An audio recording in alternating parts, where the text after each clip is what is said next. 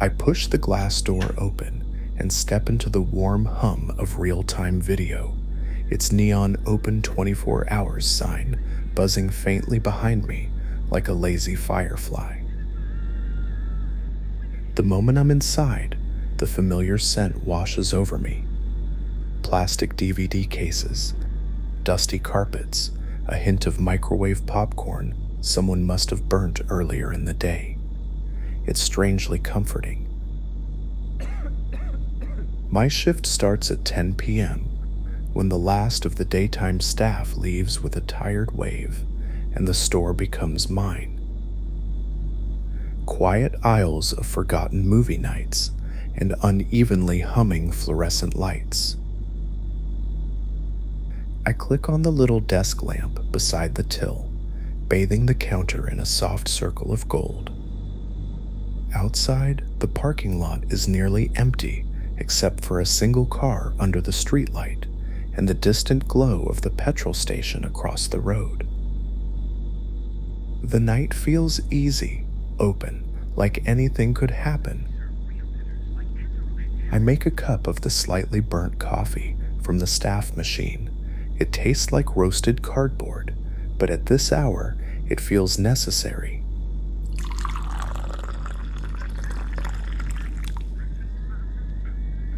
There's something calming about sipping it while leaning on the counter, listening to the tinny TV playing softly from the overhead speakers. It keeps me company throughout the night. Not so much for entertainment, though, as it just runs through all different commercials and shows off some of our in-store specials. But it's a nice bit of ambience.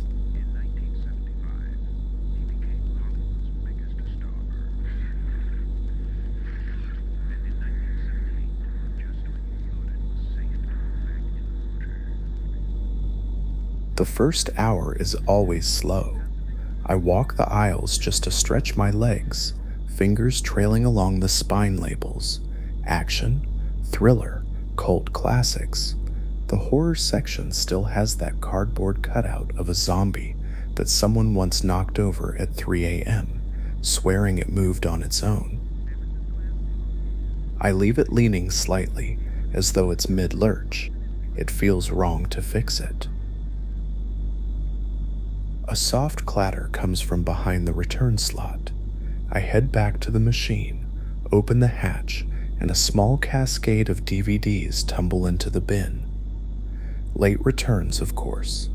It's always late returns at this time of night.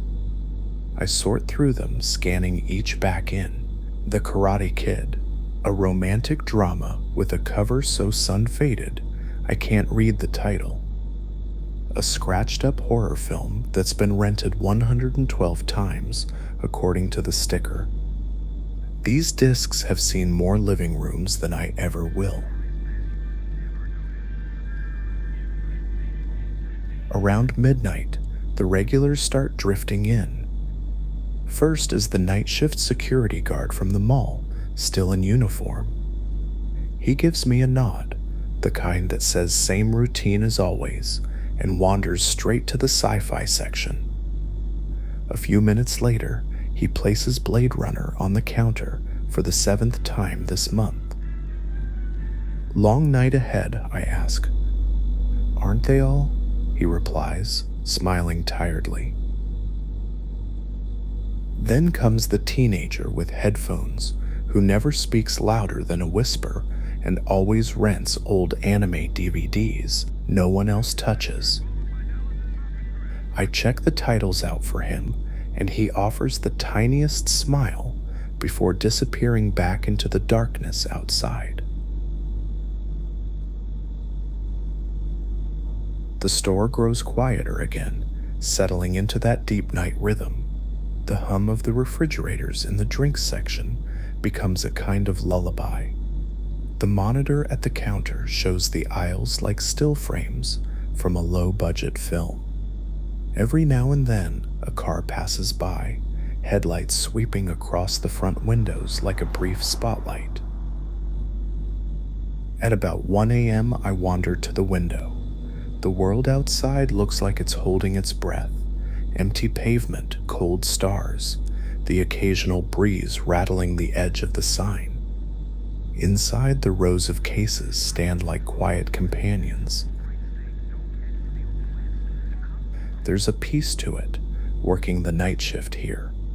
No rush, no chatter, just stories sleeping in their plastic shells, waiting for someone to pick them up again.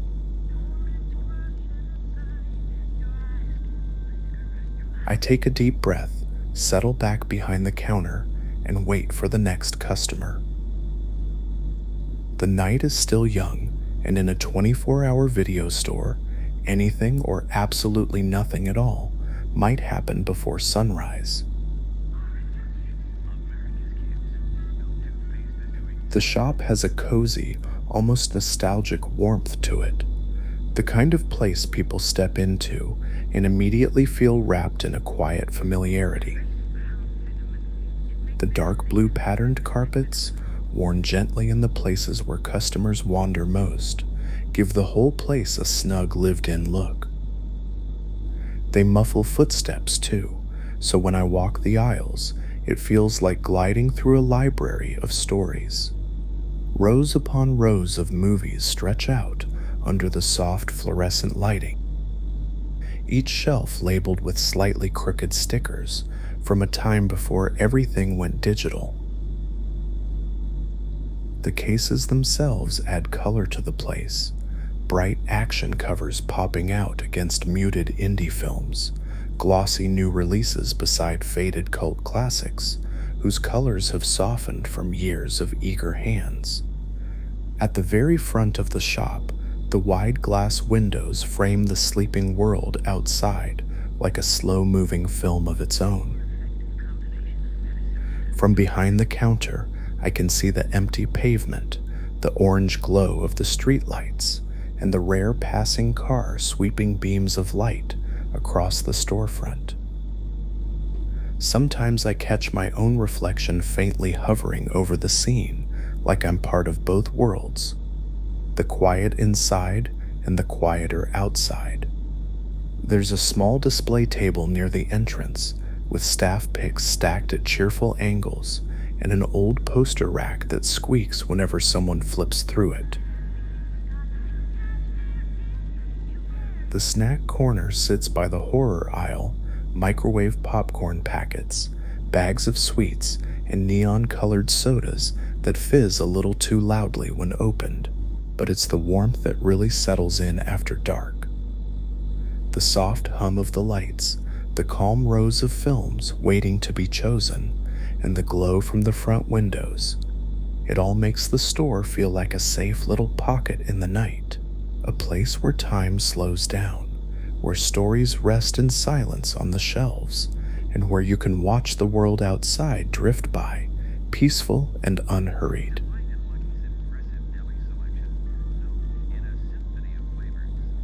In the far corner of the shop, tucked just past the snack display, is the little arcade area, a patch of glowing nostalgia that feels like stepping into another pocket of time.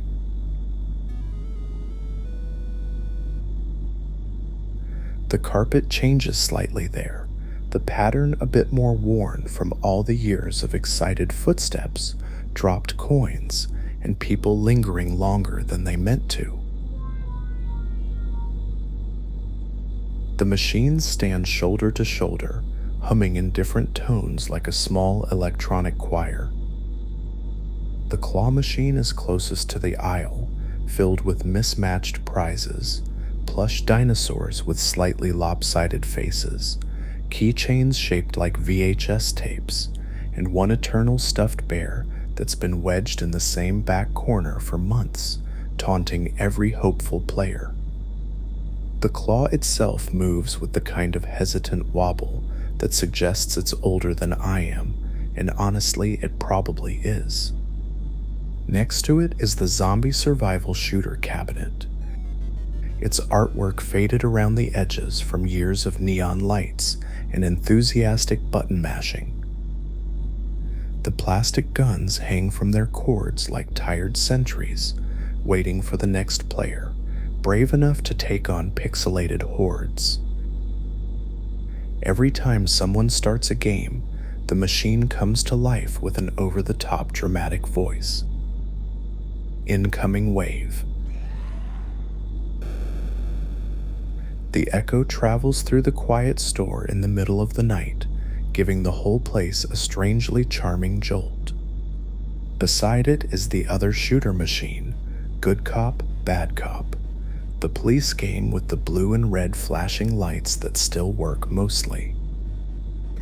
The left light flickers with a stubborn stutter, like it has opinions about the late hour. The cabinet's edges are chipped, the decals peeling slightly, but it's got personality. When you pull the trigger, it makes a satisfying pop that echoes faintly through the aisles. Most of these machines are relics, older than me, older than some of the discs on the shelves, but that's what gives them charm. They've survived hundreds of late-night crowds.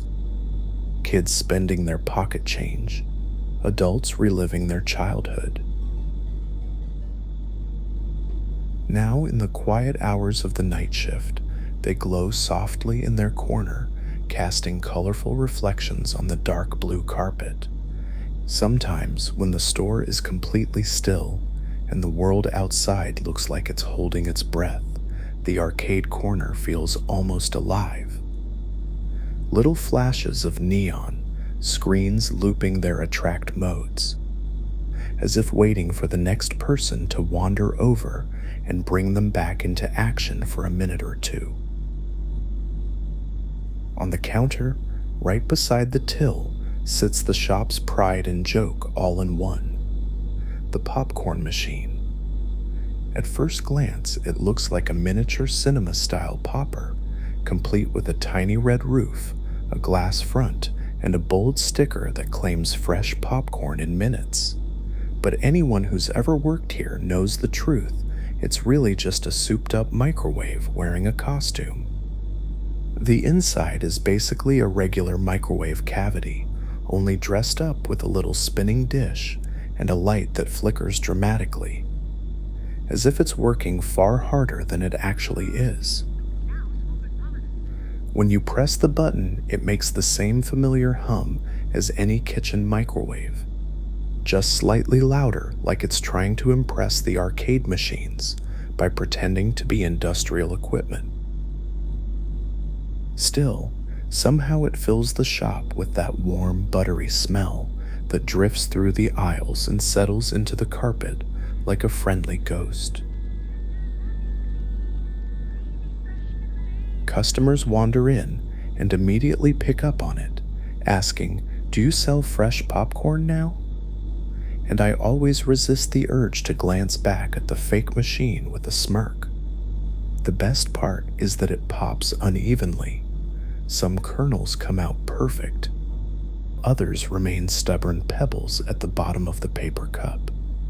The machine pings loudly when it's done, a sharp little ding that echoes in the otherwise soft ambience of the store, making me jump more often than I'd like to admit. Even though it's basically a glorified microwave with a fancy outfit, there's something comforting about it. Late in the night, when the world outside feels still and the aisles stretch out in calm rows, that little popcorn maker adds a cozy warmth. Its glow reflecting off the counter, its smell lingering like a tiny reminder of movie nights and simpler times. Just as I finish wiping down the counter beneath the popcorn machine, the front door gives a soft jingle, and a couple steps in, shaking off the chill like they've walked through a pocket of winter. They look like they've just come from a late dinner, or maybe a long drive.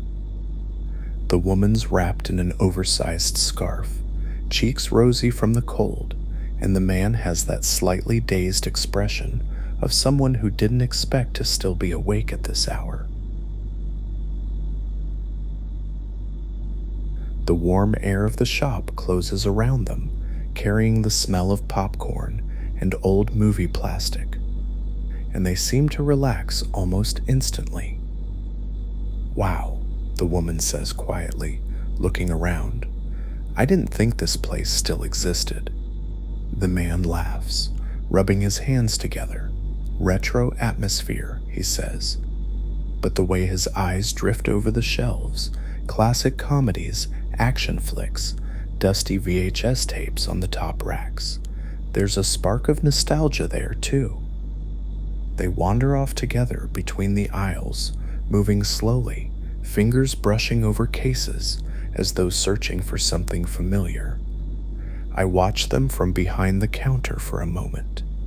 They aren't talking loudly, just little murmurs, soft laughs, quiet indecision, as they lift up films, tilt them toward the weak overhead lights, and debate silently with each other.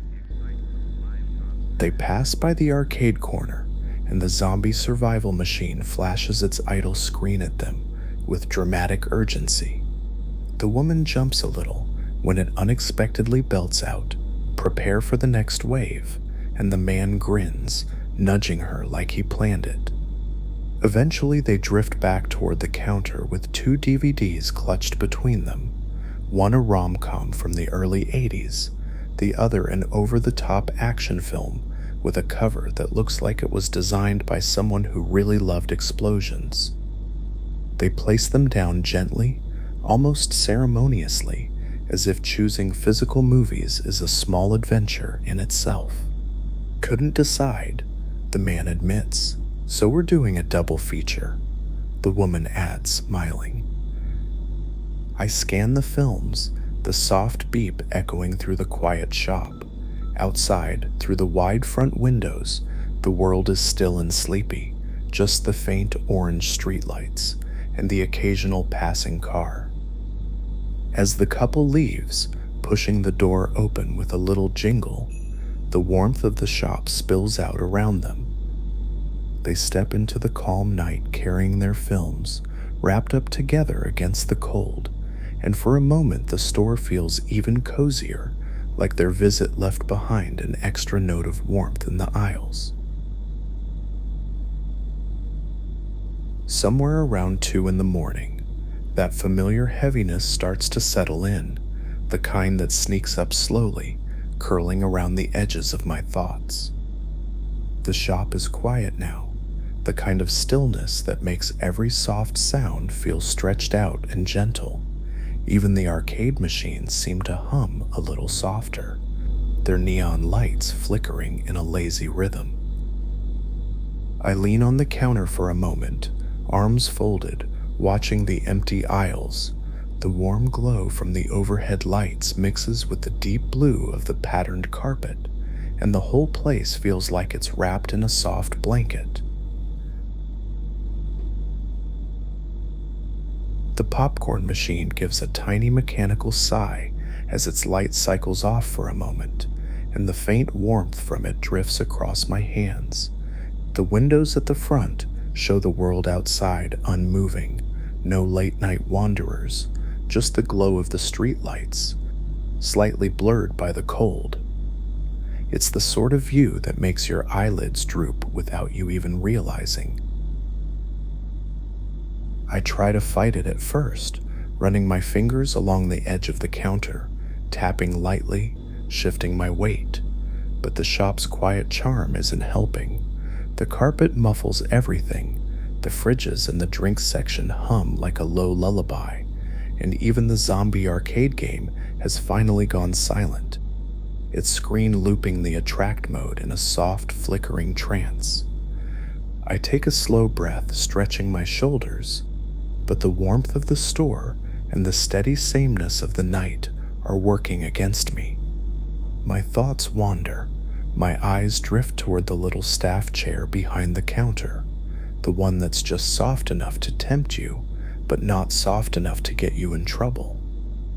The world feels slowed down, wrapped in calm, and as I stand there in the gentle glow of the lamps and the faint smell of popcorn, I can't help but feel it tugging at me, the quiet, the stillness, the hour, the kind of sleepiness that only the middle of a night shift can bring. There's always that moment on a night shift, right when the sleepiness starts to settle in, when I remember the little list of jobs waiting to be done. Nothing urgent, nothing dramatic, just the quiet, comforting tasks that keep the store ticking along through the night. First, there's the returns bin. It sits behind the counter like a loyal but slightly overwhelmed pet, filled with whatever late-night drop-offs people have slipped through the metal slot. I know there are at least a dozen DVDs down there right now, waiting to be scanned, reshelved, and occasionally wiped clean of mysterious fingerprints. Then there's the never-ending duty of straightening the aisles. Customers don't mean to leave chaos behind, but somehow the action movies always end up mixed with the thrillers. A rogue rom-com wanders into sci-fi, and the horror section, well, that one's always a bit of a mess. I walk through with a small stack of cases, nudging each one into its proper home. The soft scrape of plastic on shelves breaking the silence. The snack corner needs attention too. There's always a bag of chips knocked over, or a row of chocolate bars sitting at odd angles. It's hardly a disaster, but tidying it feels strangely meditative. Straight lines, neat rows, little colorful boxes standing to attention again. A quick check of the arcade machines is on the list as well. Not because they need fixing, they've been running longer than some of the customers have been alive, but because sometimes the coin slots jam, or one of the guns decides it's had enough excitement for the night. I give each machine a gentle pat like reassuring old friends, making sure the lights are still glowing and the cords haven't tangled themselves into knots. And then there's the dreaded glass front smudge patrol. The big front windows love collecting fingerprints, smears, the occasional forehead print from someone leaning too close while peering inside. I grab the spray bottle and a cloth and give the glass a quick once-over, watching the outside world ripple through the fresh shine. Street lights, quiet pavement, and the soft night beyond. Finally, there's the countertop. Receipts pile up, the popcorn machine leaves a few stray kernels behind, and there's always a pen rolling toward the edge. Tidying it up gives the space a gentle reset, like smoothing out a duvet before climbing into bed. They're small jobs, simple ones, but in the calm of the night shift, with the soft buzz of the lights, the cozy blue carpet, and the quiet aisles stretching out, each task has a peaceful rhythm to it, keeping me awake just enough and giving the store a little TLC while the rest of the world sleeps. Through the wide glass windows at the front of the shop, the outside world feels like a calm, slow-moving backdrop to the quiet night inside.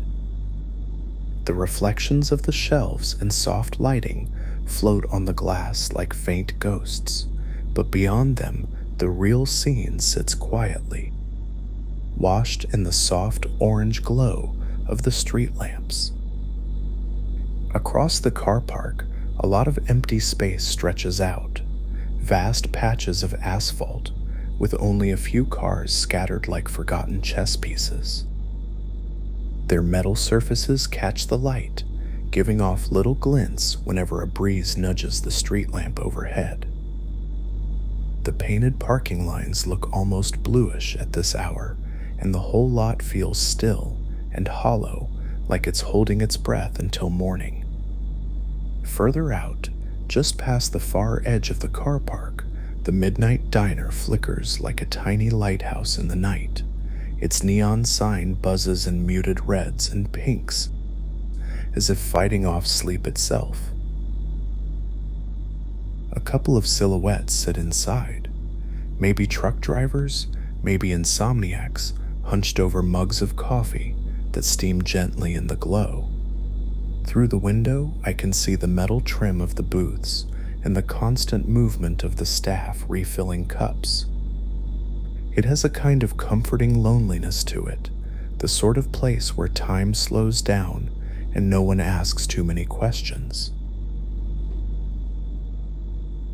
Closer to the shop, off to the right, is the small restaurant that's closed for the night. Its windows are dark, the chairs stacked neatly on the tables in tidy silhouettes. The sign above the entrance is switched off, leaving just the faint outline of the lettering against the dim, cold glass. A soft light glows from the kitchen in the back, probably the overnight bulb, casting long shadows across the empty interior. It looks peaceful, resting, waiting for tomorrow's crowds. All of it together, the glowing diner, the sleeping restaurant, the wide-open car park, creates a kind of quiet scene that feels miles away from daytime life. I stand at the counter, watching it through the shop's windows, feeling the stillness settle in. Out there, the world seems slow and softened by the late hour. In here, with the cozy lighting, it almost feels like I'm watching someone else's dream play out through a glass frame. A faint chill sneaks in as I step toward the front to check the door, the kind of quiet cold that crawls along the floor rather than rushes in. The moment I tug the handle just to make sure it's latched properly, a thin ribbon of midnight air slips through the gap and curls around my ankles. It's not harsh, just sharp enough to remind me how late it's gotten, how the world outside is colder and sleepier than it looks through the glass. Back at the counter, I feel that little shiver travel up my legs. I instinctively reach down under the counter to switch on the small heater at my feet. It clicks once, then hums to life with a soft whir. Warm air pushing out in a gentle stream that immediately battles back the chill. The warmth spreads slowly, drifting up from the floor like a rising tide. It sinks into the dark blue carpet and nudges against my shoes, cozy and steady.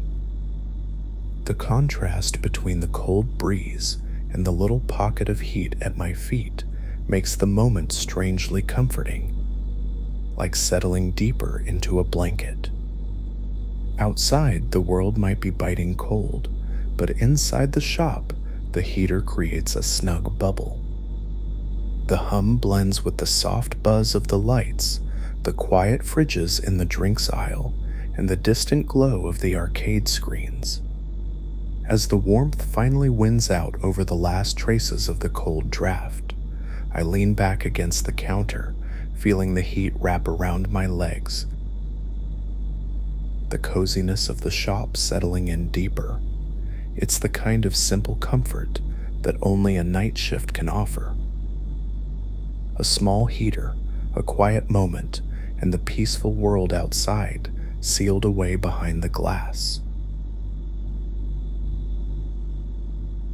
The counter has become a kind of unofficial display shelf over the years, part workstation, part personal museum, part lost and found of local life. When I glance across it now, it almost feels like looking at a collection of tiny stories gathered during countless night shifts. Right near the till sits the small Godzilla figurine, the one with the chipped tail and slightly faded green paint. Someone left it behind months ago. Maybe a kid trading their pocket money for a late-night DVD rental. Maybe an adult who kept it on their keychain for nostalgia. No one ever came back to claim it, so now it stands guard over the receipts, tiny arms raised in eternal rage. I've grown weirdly fond of it. It's like the guardian monster of the shop, watching over the popcorn machine and the tangle of cords. Beside Godzilla, there's a little cluster of old menus from local pizzerias. They've been dropped off so many times by delivery drivers who wander in for a bottle of soda or a quick warm-up on a cold night. The menus are old enough that some of the prices look like relics. Pay 10 for a large margarita and Pepsi. That definitely doesn't cost that anymore. One menu is creased right down the middle, another has a smudge of tomato sauce on it, and one still has a magnet attached because the driver accidentally ripped it off a fridge somewhere. A handful of stray items round out the collection, include a pen with a water feature inside that only works when you shake it violently, a keyring shaped like a VHS tape, gifted by a regular who thought it was themed, a tiny plastic aeroplane someone won from the claw machine, and a couple of old loyalty cards no one uses anymore, their punch holes lined up in uneven rows. Together they give the counter a kind of cozy, lived-in charm.